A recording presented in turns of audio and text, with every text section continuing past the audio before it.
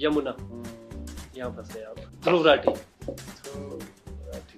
Bhagat Singh was an atheist. Ambedkar ji ने बोला था कि रिलीजन का पॉलिटिक्स में कोई यूज नहीं है। बीजेपी अब जय श्री राम बोलती है तो आप जय हनुमान बोलते हो, तो फर्क क्या है? देखो इस बार हो जाएगी ना यमुना से, आप कन्विंस नहीं लग रहे हो। आपके पास नरेंद्र मोदी का कॉल आए, सौरभ तुम्हारे मन की मिनिस्ट्री कौन सी लोगे?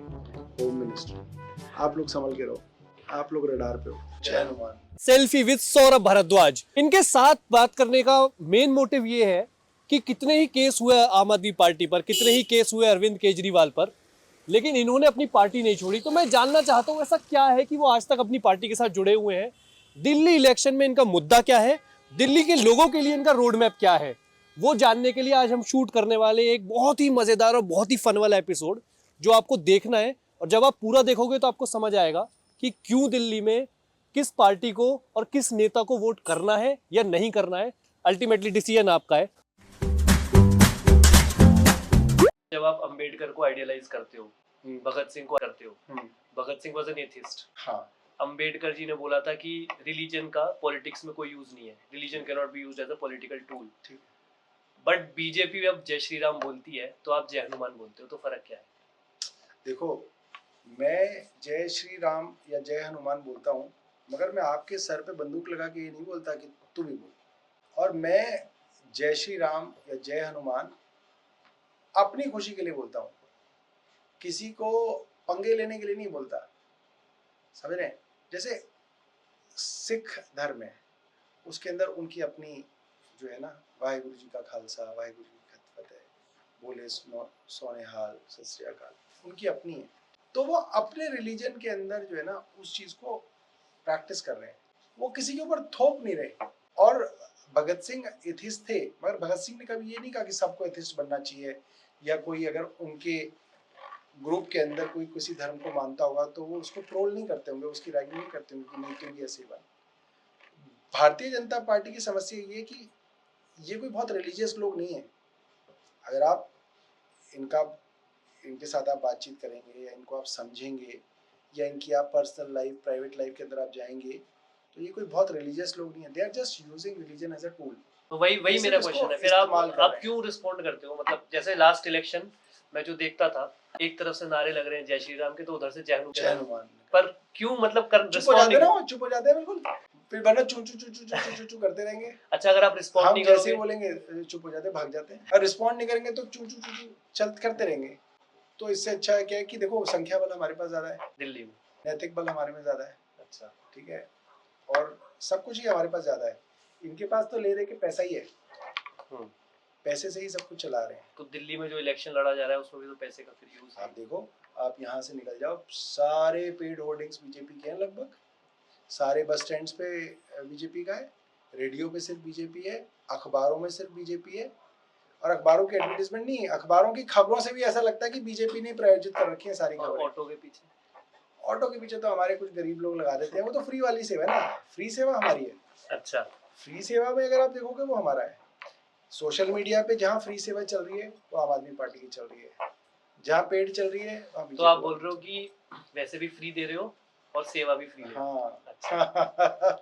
नहीं, हम फ्री दे रहे हैं, लोग भी हमें फ्री दे रहे हैं। अच्छा, अभी ये है कि मैं आपको 5 पॉइंट्स बोलूंगा, मैं पॉइंट चाहे नाम या वर्ड कुछ भी हो सकता है, आप बस एक वर्ड में बताना उनके बारे में। अच्छा, वो आपको फर्स्ट थिंग दिमाग में आए उनके बारे में। वो कुछ भी हो सकता है, इंसान भी हो सकता है, कोई चीज भी हो सकती है, कुछ भी हो सकता है, बस एक वर्ड में बताना जो भी पहला आपके दिमाग में। हाँ। यमुना, यहाँ फंस गए आप। बीजेपी का चुनावी एजेंडा। आपका कुछ नहीं है? नहीं, बीजेपी यमुना के पीछे ना पिछले 3 चुनाव से लगी हुई है। आई डोंट नो बीजेपी को किसने बोला कि यमुना इज अ चुनावी एजेंडा। यमुना चुनावी एजेंडा नहीं है। बट लास्ट इलेक्शन में आपके लिए तो था। अभी भी हम, ऐसा नहीं है कि हम यमुना के लिए कुछ करना नहीं चाह रहे हैं, नहीं कर रहे हैं। पूरा हमारे पास यमुना एक्शन प्लान है, उसके अंदर पूरी टाइमलाइंस है। हाँ, वो 1-1.5 साल कुछ वजह से आगे पीछे हुई है उस समय, बट बेसिकली इट्स चुनावी एजेंडा। आप जनरली पूछोगे वो तो मतलब इलेक्शन के बाद ये सब खत्म हो जाएगा। हाँ, और अगर आप जीत गए जो आप एक्सपेक्ट कर रहे हो, तो आपके लिए भी वो मैटर खत्म हो जाएगा? नहीं, हमारा तो यमुना एक्शन प्लान है बाकायदा जितना दिल्ली की सीवर ट्रीटमेंट प्लांट की कैपेसिटी होनी चाहिए उस पे हमारे एसटीपीज के टेंडर्स हो चुके हैं, काम शुरू हो चुका है, उनकी टाइमलाइंस 2024 दिसंबर की हुआ करती थी।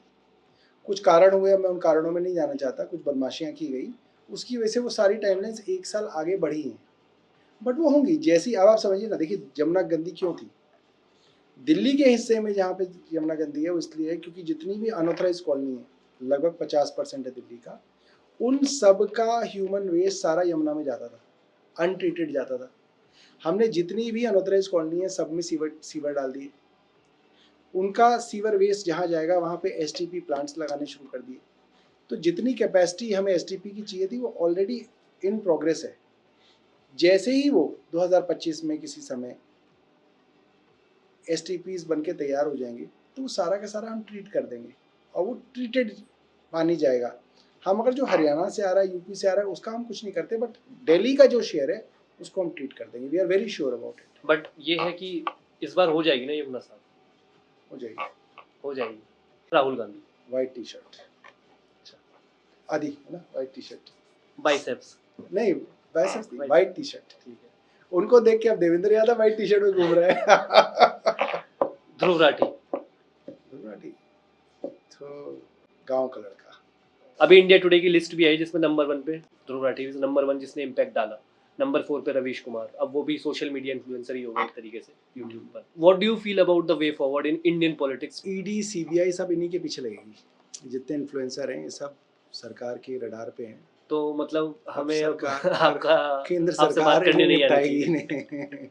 पक्का पक्का पक्का केंद्र सरकार के अंदर एक टीम आप लोगों के इलाज के लिए लगाई गई होगी। पर आपको तो पहले ही पता लग जाता है ना, पहले से कहते हो अरेस्ट होने वाले हैं, तो आप मुझे तो नंबर हमें अपने वालों का पता चलता है, सबका कोई ना लिस्ट लेके हम बैठे होते हैं।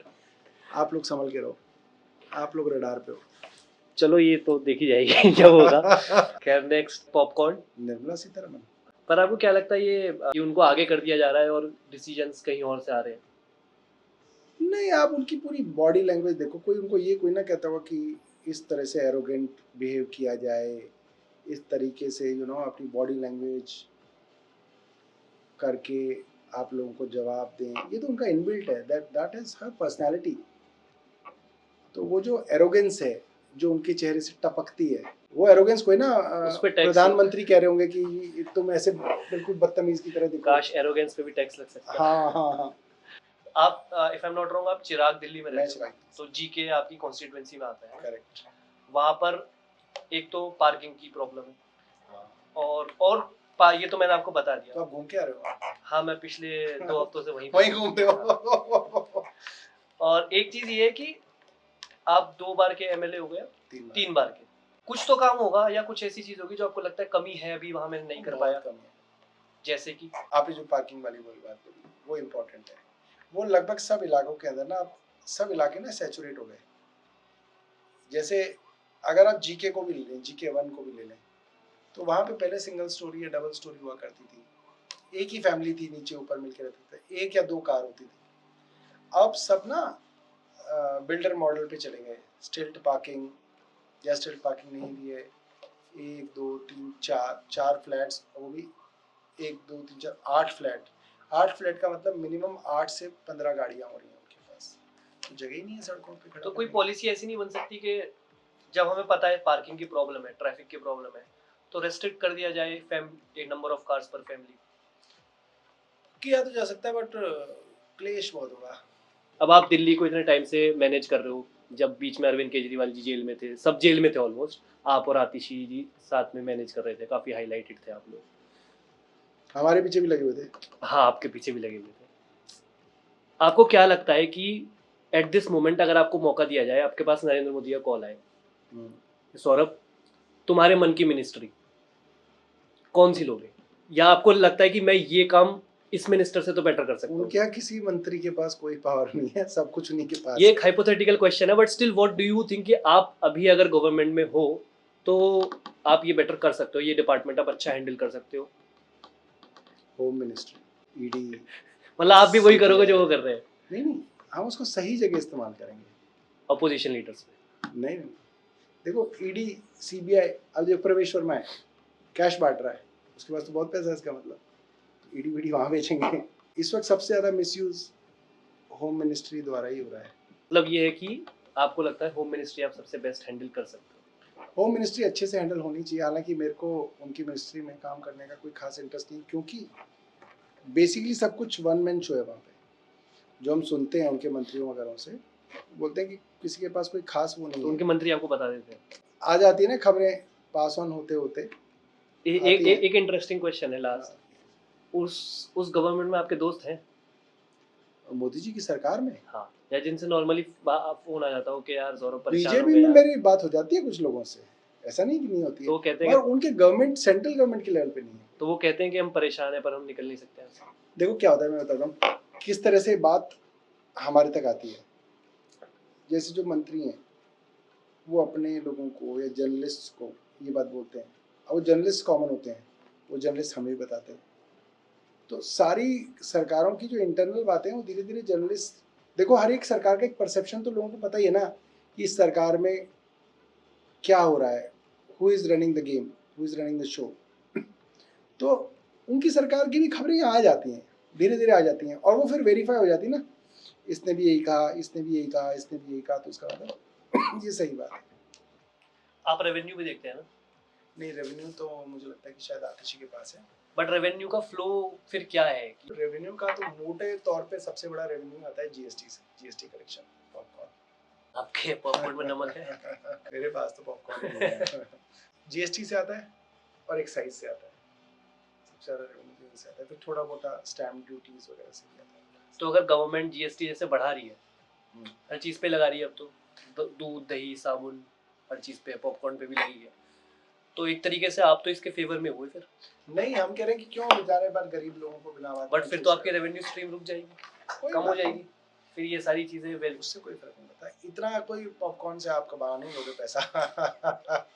ये तो मेरा बात ही जो है, फाइनेंस मिनिस्टर परेशान है, इतना सब करने की जरूरत नहीं है। कुछ जीरो। ऐसी चीज़ें जो आप सोचते हो कि काश ये बीजेपी वाली हम कर लेते तो हम सीट ले आते। काश उतना पैसा हमारे पास होता। जिनका नाम ए से शुरू होता है, ए से, हाँ, वो जो लोग इनके पास हैं।